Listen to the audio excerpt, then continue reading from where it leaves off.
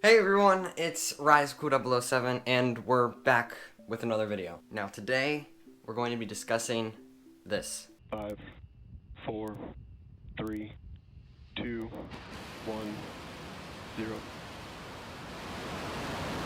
We have liftoff.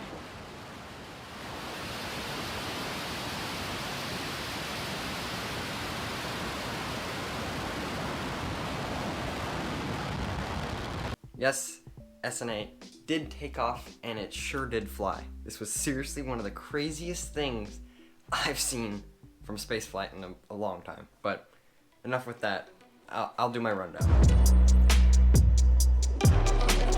Starting off from the beginning with just around 2 minutes before liftoff, they had a hold for what lasted like over an hour. Many people say this was due to like a plane or a boat going into the exclusion zone, but nobody really knows for sure. Previously, when trying to take off like the day before, they had a hold or an abort at basically 1 second to liftoff, which it was the in-flight computer that controls the Raptors decided to abort and it stopped the countdown. They were right at the end of their launch time that day, so they just had to give up that day. Apparently, speculation for that day was that an igniter in one of the engines didn't light, or it didn't fire in general. I don't really know. Because unlike the Merlin engines, the Raptor engine uses an actual igniter to light them.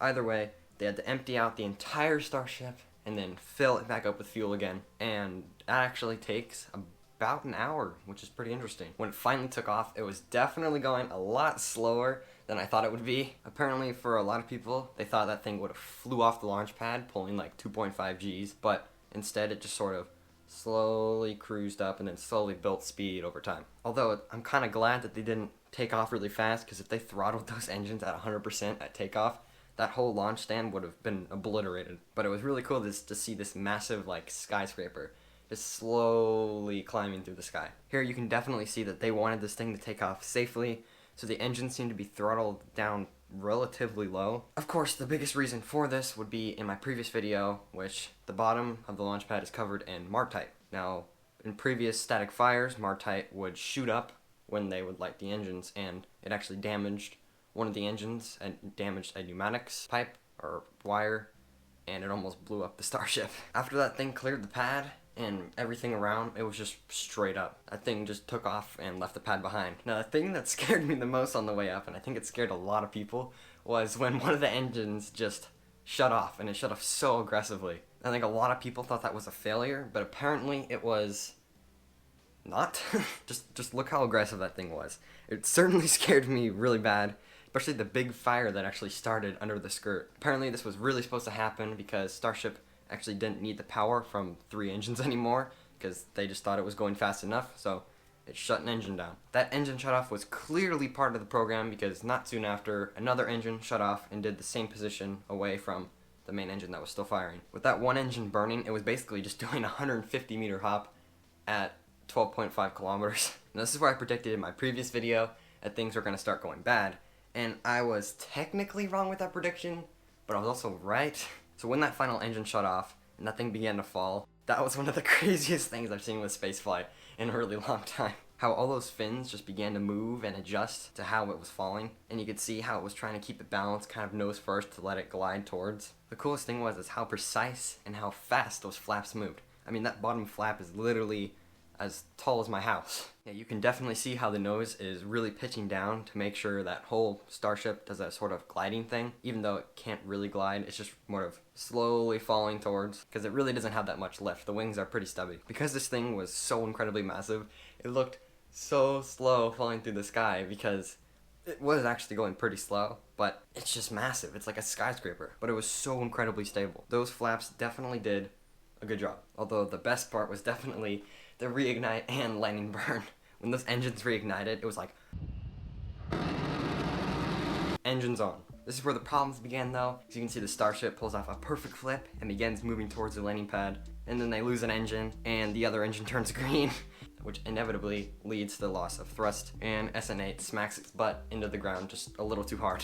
Apparently, according to Elon, the header tank, which is a part of the landing burn tanks, lost pressure, and the engine literally began to melt apart. So in SN8, there are actually two tanks, or two header tanks for landing burns. You have the two ingredients for Raptor engines, which is liquid methane and liquid oxygen. Now, they each have their corresponding tanks and these separate main tanks. They're kind of just, there's one in like the middle, there's one at the top. Now, the reason they have these separate tanks just for the landing burn is because after using all the fuel in the main tanks, that fuel, when it's doing the 0G fall, all that fuel will be just sloshing around and floating. It's not going to be near one of the pipes to be sucked into the engine at the bottom. So if those tanks are relatively full, some part of the fuel will be down there and then it will turn back to 1G or 2 or whatever. Since the problem was at the top header tank, this means that was the methane tank. So the methane tank had lost pressure, resulting in fuel not flowing from the tank, making just pure liquid oxygen shoot out the bottom of the Raptor. The liquid oxygen was so hot that it began to tear apart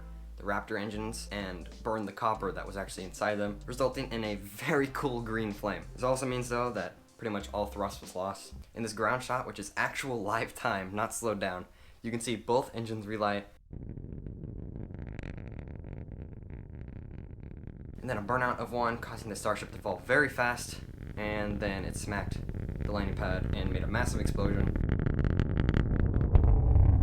But it actually made it to the landing pad, literally pretty much directly in the middle. So with this test, the media is immediately going to call us a fail and like a huge setback for SpaceX, but it's not at all. SpaceX didn't even believe they were going to get this far. They had only hoped for this thing to reach apogee, and that was basically it. They had no clue that it was actually going to successfully burn out and then fall back down and attempt a landing burn flip maneuver. Surprisingly, the explosion was very quick and it was over pretty much really fast, probably because there wasn't much fuel left, and the only thing that could ignite is the methane, and if the oxygen mixed with the methane, then the oxygen too. But everything cleared up really fast, and coincidentally, it looks like the only thing left on the landing pad is the nose cone, which holds that cursed header tank that caused the crash. Not to worry though, because SpaceX already scheduled a new road closure to move SN8 over to the test stand. Some really optimistic people are saying SN8 launch by next week. I don't believe that at all. I predict it's probably gonna launch in the middle of January 2021,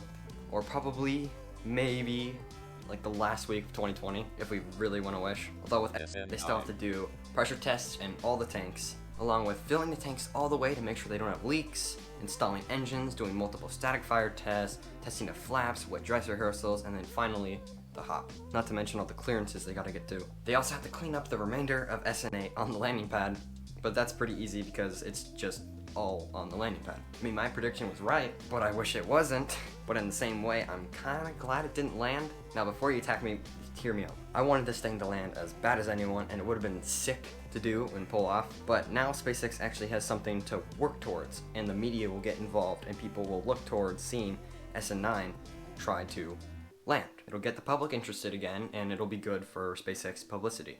Plus, I feel like if SN8 stuck to landing, like it was too easy for them to pull off. This sort of proves that it's really hard to land a rocket, especially something that's completely new.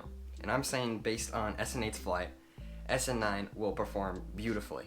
I mean, with 1 in 3 odds for SN8 to land in one piece, I wouldn't consider this a fail at all. Only a landing fail, not really a flip fail. That flip was so perfect and precise, it made Starship look amazing. I wouldn't really call that landing a failure either. They were still able to show that they can slow Starship down a bit. It just gracefully tapped the ground. On its way up, it looked like another rendering of how it was like supposed to fly through the sky. But in this case, it really wasn't. This was the real deal, and I'm super excited to see SN9 fly. And many Starships are right behind it and are almost done. SN15, which is being built right now, is rumored to be the very first orbital flight of Starship, including the first Super Heavy booster that is being built around Boca Chica. They'll have 28 Raptor engines instead of just 3, which if Starship was landed with 3 engines, Super Heavy will break a lot of windows. This is literally the future, and we are watching history. Anyways, if you like this video, please leave a like and comment down below if you were watching the SpaceX livestream. If you really like this video, please subscribe for more content like this, and I'll see you guys next time. Peace.